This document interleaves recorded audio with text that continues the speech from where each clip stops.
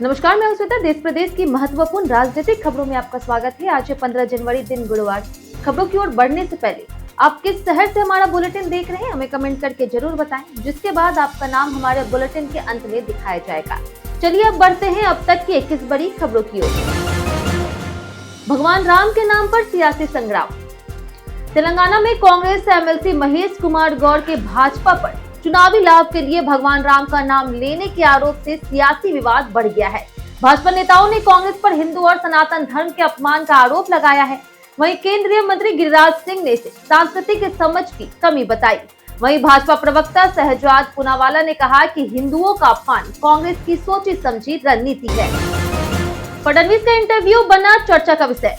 महाराष्ट्र के स्थानीय निकाय चुनावों में नेता पारंपरिक मीडिया के साथ फिल्मी सितारों के जरिए जनता से जुड़ते दिखे। वहीं मुख्यमंत्री देवेंद्र फडणवीस ने गिरिजा ओक, सुप्रिया जोशी सहित कई कलाकारों के साथ साक्षात्कार दिए। वहीं महेश मांजरेकर के इंटरव्यू से ठाकरे बंधुओं के पूर्ण मिलन और संयुक्त बीएमसी चुनाव की राह बनी।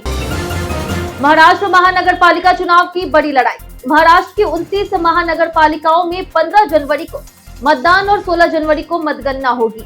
सभी दलों के गठबंधन और उम्मीदवार तय है। यह चुनाव 2029 की राजनीति की दिशा तय करने वाले माने जा रहे हैं। वहीं महायुति और महाविकास अखाड़ी के बीच कड़ा मुकाबला है। भाजपा शहरी इलाकों में, शिवसेना मुंबई थाने में और कांग्रेस विदर्भ मराठवाड़ा में मजबूती की कोशिश में है। एआईएमआईएम और वंचित किंग मेकर बन सकते हैं। बंगाल में ग्रीन फाइल से मचा सियासी भूचाल। बंगाल में 2026 चुनाव से पहले दीदी बनाम ईडी टकराव तेज हो गया है। आईपैक पर ईडी छापे और ममता बनर्जी की दखल अंदाजी ने संवैधानिक संकट खड़ा कर दिया। ममता इसे चुनावी साजिश बता रही, जबकि भाजपा भ्रष्टाचार और कानून उल्लंघन का आरोप लगा रही है। यह मुद्दा चुनावी नैरेटिव बदल सकता है। विजय की फिल्म पर सियासी घमासान।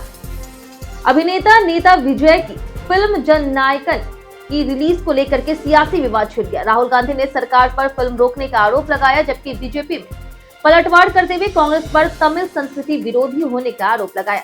सीबीएफसी कट्स और सर्टिफिकेट विवाद के बाद मामला सुप्रीम कोर्ट पहुंच गया है। केरल असम चुनाव में कांग्रेस की रणनीति।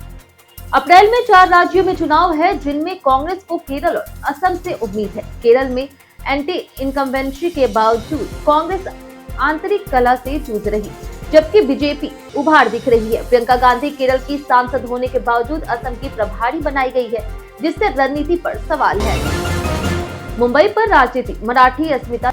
मुंबई को महाराष्ट्र से अलग करने की अफवाह बीएमसी चुनाव में बड़ा मुद्दा बन गया है। राज और उद्धव ठाकरे इसे 1960 के संयुक्त महाराष्ट्र आंदोलन से जोड़कर मराठी अस्मिता की लड़ाई बता रहे हैं। अन्नामलाई के बयान से विवाद बढ़ा। सवाल है कि क्या बदलती जनसंख्या में यह मुद्दा मराठी वोट फिर जोड़ पाएगा। दिल्ली राजनीति में बीजेपी आप आमने सामने। दिल्ली की राजनीति में बीजेपी और आप के बीच फिर टकराव बढ़ गया। कपिल मिश्रा ने आतिशी पर गुरु तेग बहादुर की शहादत के अपमान का आरोप लगाते हुए लापता पोस्टर जारी किया। जवाब में आपने मिश्रा का पोस्टर साझा कर बीजेपी पर गुरुओं और शहीदों के अपमान का आरोप लगाया और माफी की मांग की। कर्नाटक में सीएम पद की खींचतान जारी। कर्नाटक में कांग्रेस में मुख्यमंत्री पद को लेकर के खींचतान जारी है। राहुल गांधी ने सिद्धरमैया और डीके शिव कुमार से अलग अलग मुलाकात की। डीके शिव कुमार ने सोशल मीडिया पर लिखा, प्रयास भले विफल हो, प्रार्थना विफल नहीं होती, जिसे राजनीतिक संदेश माना जा रहा। सिद्धरमैया ने अटकलों को खारिज किया है और कहा है कि पार्टी आलाकमान का फैसला मानेगी। महिलाओं को लेकर के डीएमके सांसद ने टिप्पणी। डीएमके सांसद दयानिधि मारन ने कहा कि नॉर्थ इंडिया की लड़कियों से घर पर रहने और घरेलू काम करने की उम्मीद की जाती है, जबकि तमिलनाडु में लड़कियों को पढ़ाई और करियर के लिए प्रोत्साहित किया जाता। उन्होंने सीएम स्टालिन की तारीफ की और छात्राओं को लैपटॉप वितरित किए। बीजेपी नेता ने पीएम से की केरल का नाम केरलम करने की अपील।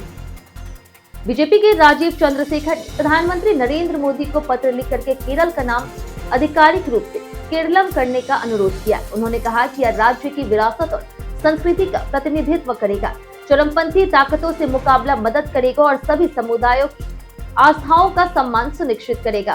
तेज प्रताप को लेकर के लालू यादव का बड़ा खुलासा।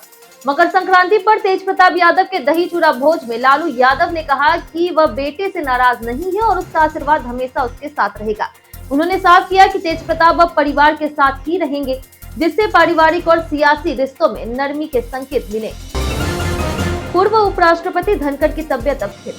पूर्व उपराष्ट्रपति जगदीप धनखड़ 10 जनवरी को 2 बार बेहोश होने के बाद दिल्ली एम्स में भर्ती हुए थे। 74 वर्षीय धनखड़ का इलाज जारी है और उनकी स्थिति स्थिर बताई जा रही।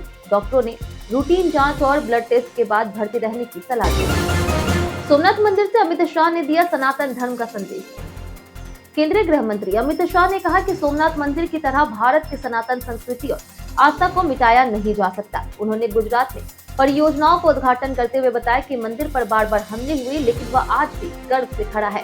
साथ ही गांधीनगर में बायोसेफ्टी लैब 4 का शिलान्यास किया। स्टालिन के द्रविडियन पोंगल बयान पर सियासी बवाल। तमिलनाडु के सीएम एमके स्टालिन के द्रविडियन पोंगल बयान पर सियासी घमासान छिड़ गया। बीजेपी और एआईएडीएमके ने आरोप लगाया है कि डीएमके पोंगल को हिंदू धर्म से अलग करना चाहती है। डीएमके ने सफाई दी है कि पोंगल तमिल संस्कृति का पर्व है। चुनावी माहौल में सरकार ने 3000 रुपए देने का भी ऐलान किया। शिवसेना और भाजपा सरकार पर अजित पवार का आरोप। महाराष्ट्र के सीएम अजित पवार ने दावा किया है कि 1985 से 1999 की शिवसेना भाजपा सरकार में सिंचाई परियोजनाओं की लागत जानबूझकर बढ़ाई गई थी।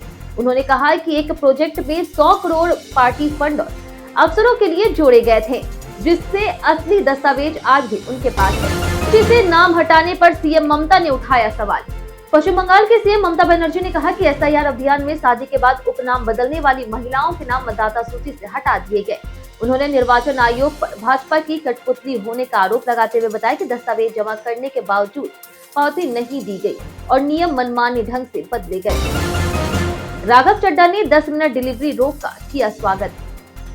केंद्र सरकार ने क्विक कॉमर्स प्लेटफॉर्म की 10 मिनट डिलीवरी पर रोक लगा दी है। आप सांसद राघव चड्ढा ने फैसले का स्वागत किया। इससे डिलीवरी राइडर्स और आम लोगों की सुरक्षा के लिए जरूरी बताया।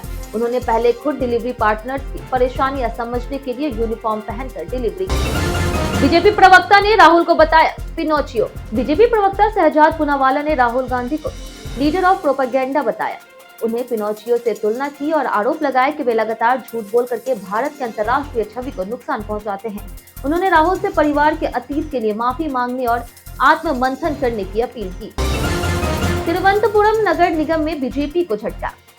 केरल में बीजेपी को बड़ा झटका लगा। तिरुवनंतपुरम नगर निगम उपचुनाव में पार्टी का उम्मीदवार तीसरे स्थान पर रहा। यूडीएफ के एच सुधीर खान ने एलडीएफ को 83 वोटों से हराए। अब बीजेपी को बहुमत के लिए निर्दलीय पार्षद के समर्थन पर निर्भर रहना होगा। हरियाणा सरकार ने बंद किया हरिजन गिरिजन शब्द का उपयोग। हरियाणा सरकार ने सरकारी बातचीत और दस्तावेजों में हरिजन और गिरिजन शब्दों के इस्तेमाल पर रोक लगा दी है। सभी विभागों को निर्देश दिए गए हैं कि वे इन शब्दों का उपयोग बंद करें ताकि संवेदनशीलता और सामाजिक समानता को सुनिश्चित किया जा सके। बीते दिन आप लोग में से बहुत लोगों ने हमारे वीडियो को लाइक किया था। जिन्होंने हमारे वीडियो को लाइक किया उनके नाम है योगेश प्रताप सिंह, भोला कोरी और केशव प्रसाद। इसी के साथ बढ़ते हैं आज के सवाल की ओर। आज का सवाल है, क्या आप मानते हैं कि सोशल मीडिया राजनीतिक फैसलों पर जनता की राय को प्रभावित करता है?